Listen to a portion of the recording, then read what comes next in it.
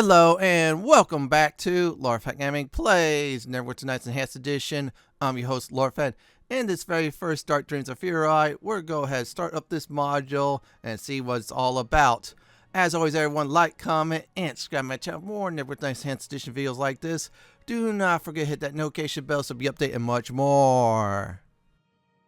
So, what is this module all about? Well, Dark Dreams of Furiae, this is looks like a 10-hour campaign with some brand new gameplay. It says, original music score, your character start at level 5, which is good news, it'll take you to level 8, so it sounds like it'll knock you down to 5.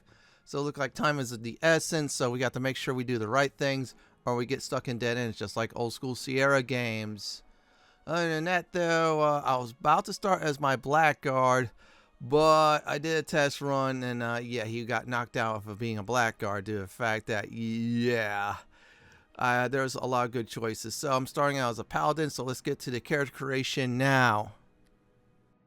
Now let's go ahead and create that Paladin. Yeah, I did some, like I said, 4 test runs. I even test run a Paladin. You can port one in. You get dropped down level 5, but you get nice gear. So there you go. I'm picking race human on that. I'm going female this time. Yeah, I did that for one of the other modules. Might as well make a female Paladin. Okay, they're more like spellcasters, this Heroes pack.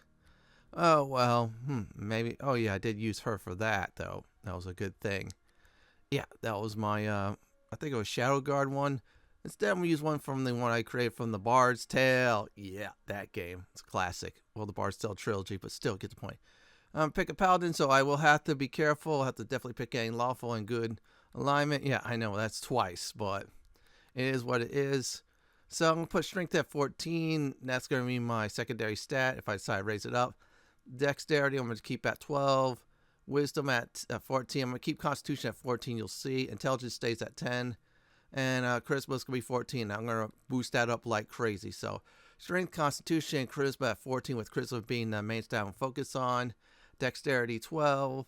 Let's see here. Wisdom 14. I'm keeping at 14 for spells later on. And there's your intelligence there. So there you go. If this build works, it's like a test build I'm doing. Yeah, this could be one of the peer builds, by the way. So let's see here. Configure package. Since I only got 3 skills to pick from, really. That's Discipline. That's the best one I'm going to do for this character. Yeah, so this way, in case I get it later on, I'll be resilient to some stuff. Heal, I do. That's very powerful in this game. And Persuade, that's the talking skills, because I need to persuade something. And since I'm a Paladin with the Charisma modifier real high, yeah, it's going to help me out greatly. Now, weapon focus, I could either do A, the Scimitar, or B, the Longsword. Let's do the Scrimmy because I want just to get some critical hits and such. Yeah, there's some good ones out there in this game. Now, the other one I'm going to go ahead and do is Power Attack. It's a gateway to many things, folks. That's right, folks.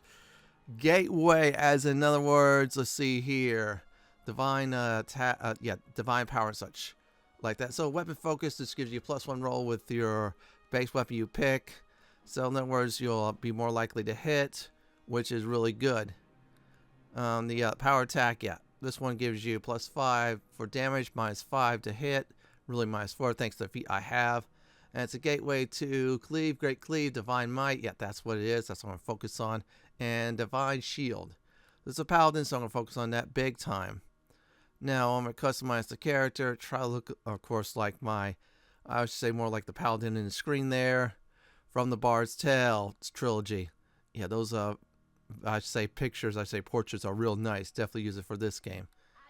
And I'm going to go ahead and name her. I had a good name for her on one of my test runs. I'm going to keep it this way. I spelled it like that on purpose because the game did. Oh, Mara. No. That is some Elder Scrolls stuff. We're not going to do that. But anyways, once I'm done naming, I'm going to go ahead and let the module go on with the introduction. I'll come back and talk about my level up from, of course, level 1 to 5. Okay, that's good. Oh, yeah, she has dark hair. Let me change that. Afterwards, we'll definitely get the module started. Let's get the real dark hair. Yeah, that's it. So here we go. Sit back and enjoy this nice introduction to this module. Furiae. A city-state recently arrived in the Outlands, the plane of neutrality, that teeters on the precipice of the 9 hells. Once existing on the world of Oerth, Furiae was pulled to the outer planes after its rulers made a deal with devils. The fallen angel Zariel proposed a deal offering them personal power and assistance in crushing the chaotic rebel elements that chafed against their fascist rule. In exchange, the whole city of Furiae would be taken into Avernus, Zariel's realm, and the first layer of the 9 hells. However, Furiae did not reach Avernus as Zariel intended. Something went wrong. Instead, Furiae came to rest in the Outlands in an event known to its citizens as the Arrival.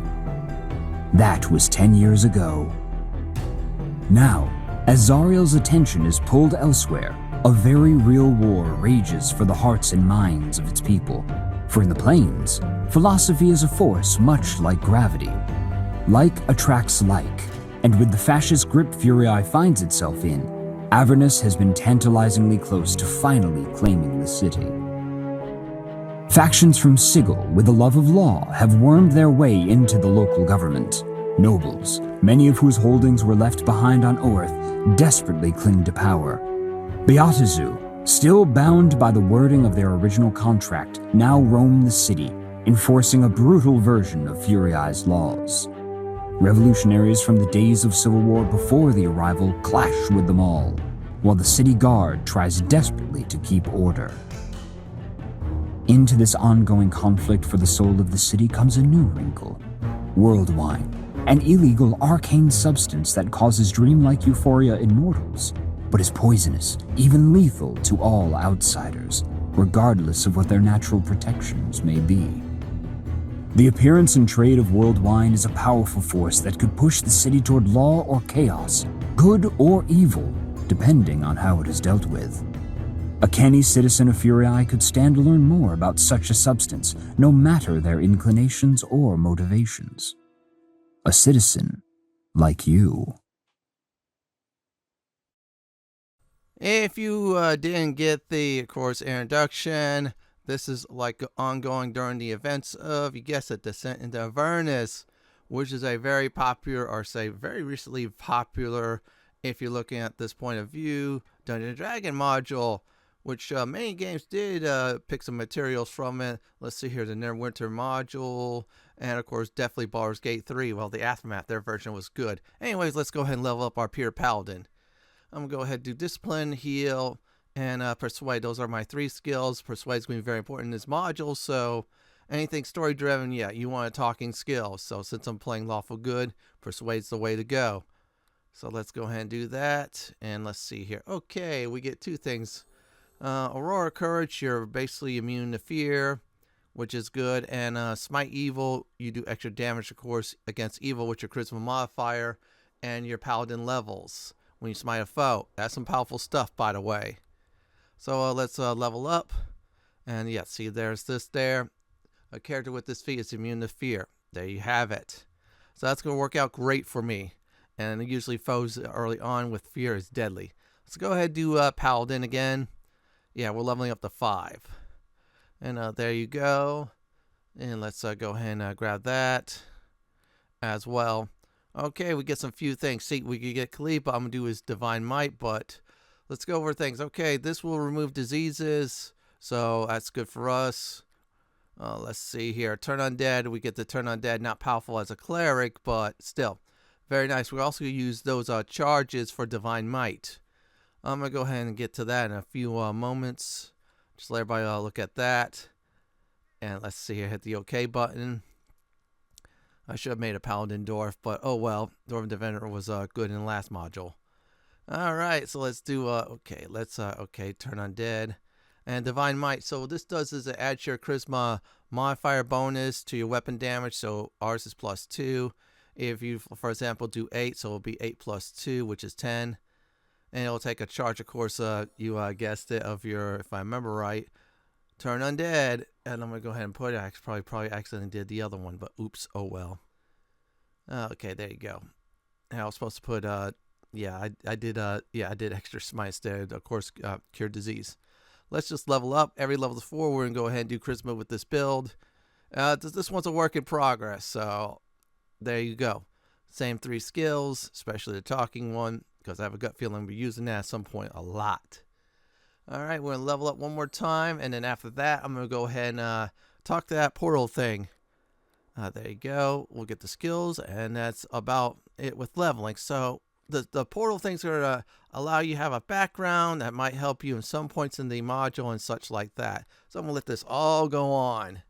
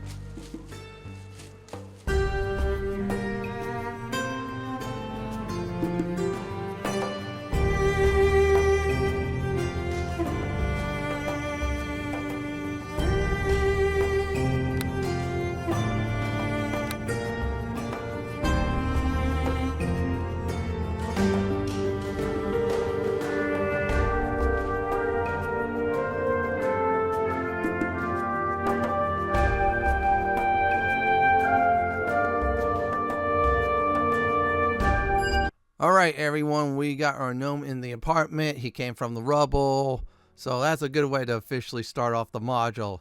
There's a survivor, so that's good news. Unfortunately, the dresser has absolutely nothing. Yeah, you heard me, folks, nothing at all, so don't try anything. Now, I could talk to our suspect since I picked the cop character. Yeah, in other words, low-level guard. So this way I could try to be lawful good. Easier to get some choices from that, I suppose, than the rebel, which I think the rebel's more like KI good. I think the bed ends your day. You do not want to end your day until you have exhausted all of your options. And there's a copy of the paper, so this will give you a point of view from the world of this module. So let's go ahead and check it all out.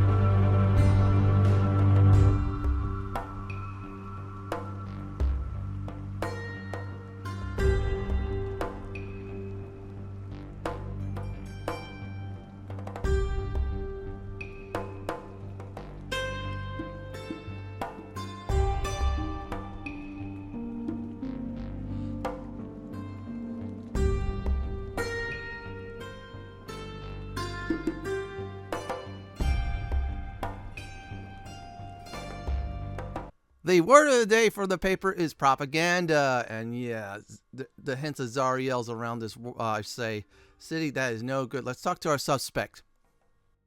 Hello then. Hello.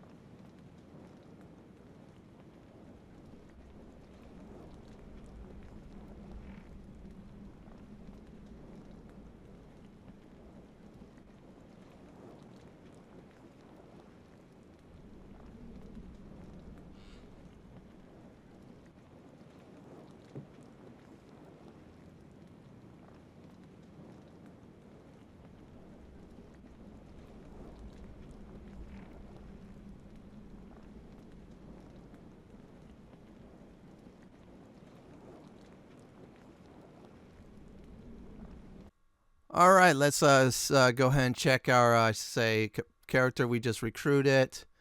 He is a wizard, by the way, and this is set up like the original campaign, unfortunately. However, we got enough information from him. Anyways, here's a recap for this video. I decided to start this module off. Very nice introduction cutscene. After that, leveled my paladin from 1 to 5. Got a nice background. Picked the beat cop, or I should say more like beat guard. I should say backstory. Then this poor gnome came out of the rubble. We decided to question, I think, the gnome from outside my apartment. Then brought him back to my apartment to question. Now, before I questioned him the second time, I did read the propaganda newspaper. Yeah, that's like slant on the events, I feel.